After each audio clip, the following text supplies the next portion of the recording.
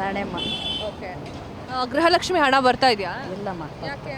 ಅದೇ ನಮ್ಮದು ration card ಆರಾಮಿರಲಿಲ್ಲ ನನಗೆ. ಹಾಸ್ಪಿಟ್ಲಲ್ಲಿದ್ದೆ.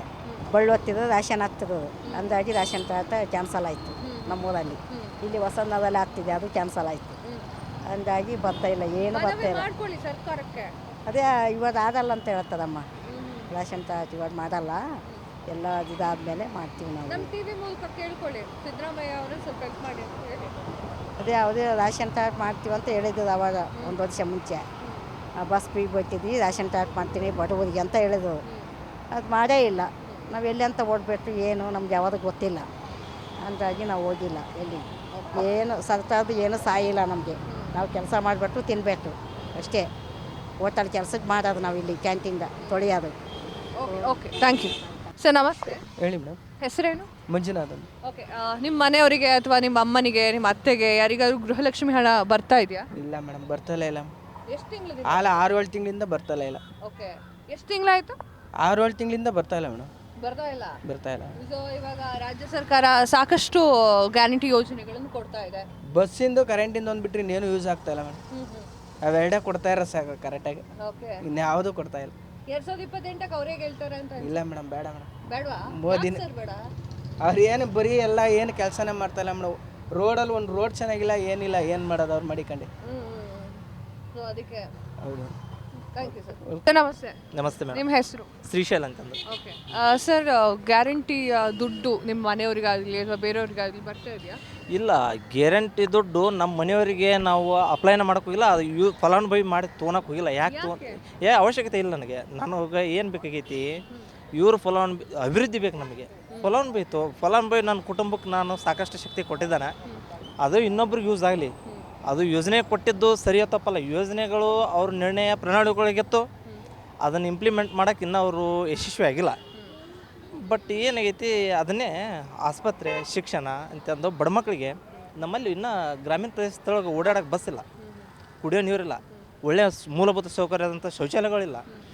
ಅವಕ್ಕೆ ಯಾಕೆ ಗಮನ ಹರಿಸೋಲ್ರಿ ಇವರು? ಸುಮ್ಮನೆ ತಮ್ಮ ಪ್ರಚಾರಕ್ಕೋಸ್ಕರ ಬರೀ ಯುವತಿ ನೋಡಿದ್ರೆ 2.5 ವರ್ಷ ಮಟ್ಟ ಅದೇ ಬ್ಯಾನರ್, ಅದೇ ಕಟೌಟು, ಅದೇ ಭಾಷಣದೊಳಗೆ, ಪ್ರತಿ ಭಾಷಣದೊಳಗೆ ಅದನ್ನು ಬಿಟ್ಟು ಪಂಚ ಗ್ಯಾರಂಟಿ ಬಿಟ್ಟು ಯಾವುದಾದ್ರೂ ವಿಷಯ ಮಾತಾಡಿದ್ದಿತ್ತಂದ್ರೆ, ನಾ ಪ್ರತಿ ದಿವಸ ನ್ಯೂಸ್ ನೋಡ್ತಾ ಇರ್ತೀನಿ.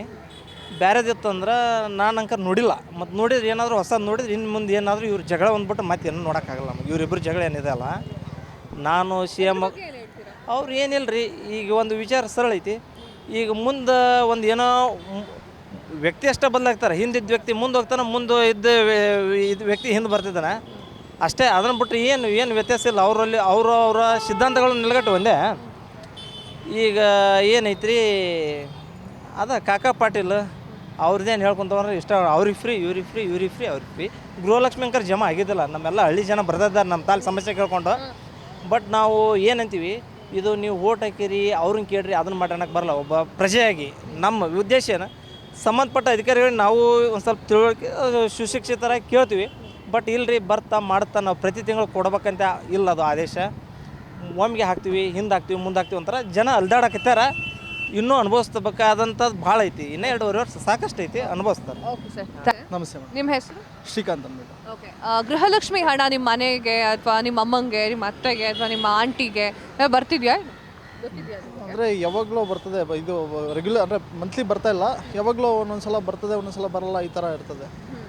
ಸೊ ನಿಮ್ಗೇನು ಅನಿಸುತ್ತೆ ಆ ರೀತಿ ಆದಾಗ? ಎಷ್ಟು ತಿಂಗಳಿಂದ ಬಂದಿಲ್ಲ, ಏನೋ ಅಪ್ಡೇಟ್ಸ್ ಇದೆಯಾ ಮೇಡಮ್?